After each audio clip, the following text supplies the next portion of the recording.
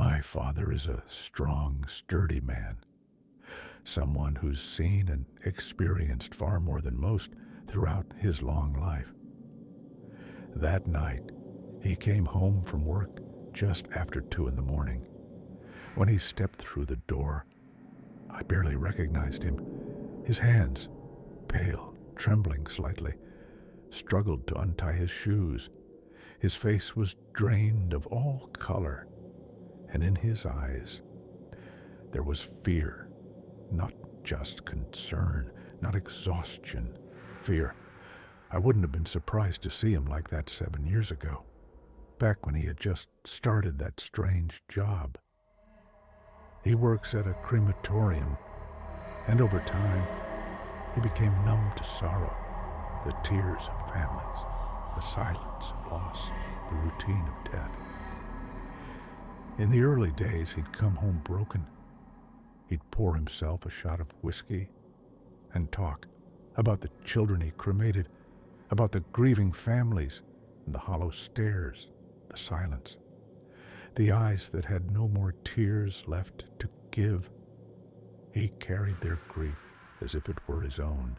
But most of all, he feared the viewing window, the small glass square where you could watch the flames consume what remained. Still, humans adapt, and my father did too.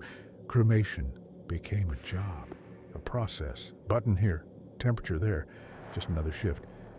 So when I saw him that night, pale, shaken, I knew something was wrong. "Dad, what happened?" I asked.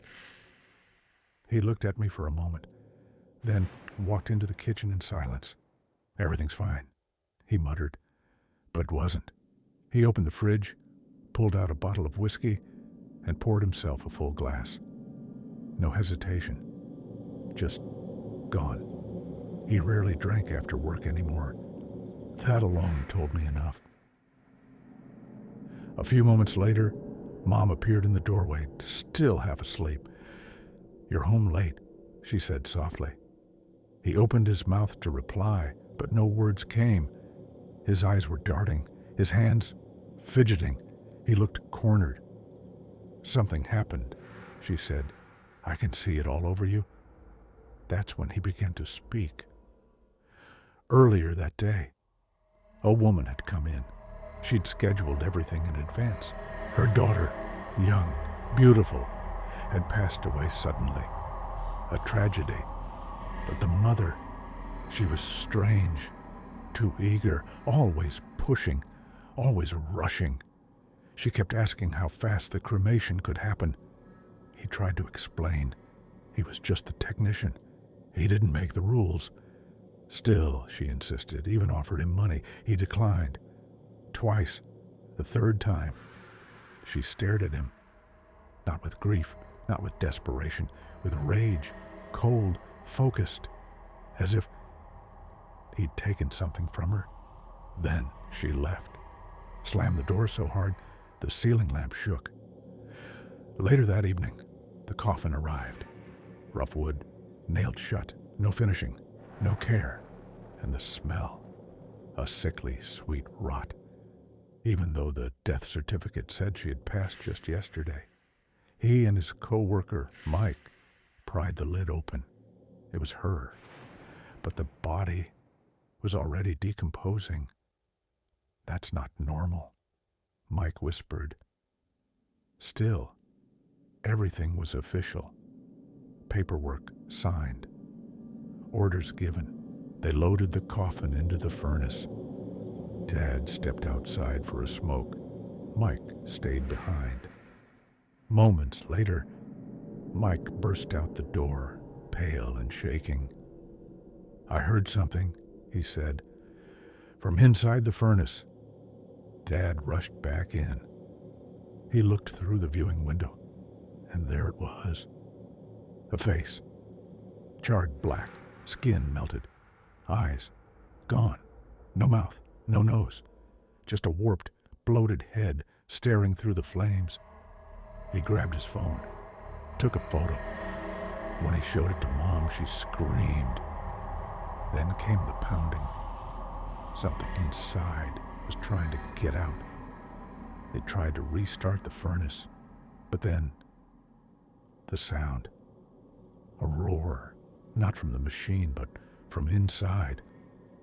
It sounded like hundreds of voices, wailing, screaming all at once. They ran, tried every door, locked. Finally, they hid in the storage room, shoved shelves and boxes against the door, anything they could find. Footsteps passed by, heavy, slow, dragging. Then, silence. He peeked out and saw it. That same face, burned, broken, peeking around the corner. They ran. They didn't think, just moved. They smashed a window and jumped out into the night. Mike twisted his ankle, fell, screamed. My father, dragging him like a wounded soldier, pulled him down the alley. When he looked back, the thing was watching them from the window. Later that night, at home, he was still looking over his shoulder. And I noticed things too. The cross on the bedroom wall had fallen. In his laundry, white worms, moving slowly. The next morning, smoke. The apartment was on fire. Mom didn't make it. And Dad was gone. No phone, no ID, nothing. Now I understand. That woman wasn't rushing out of grief. She was trying to destroy something, because her daughter's body had been hiding something evil. And when the fire consumed it, it escaped. It took my mother and my father.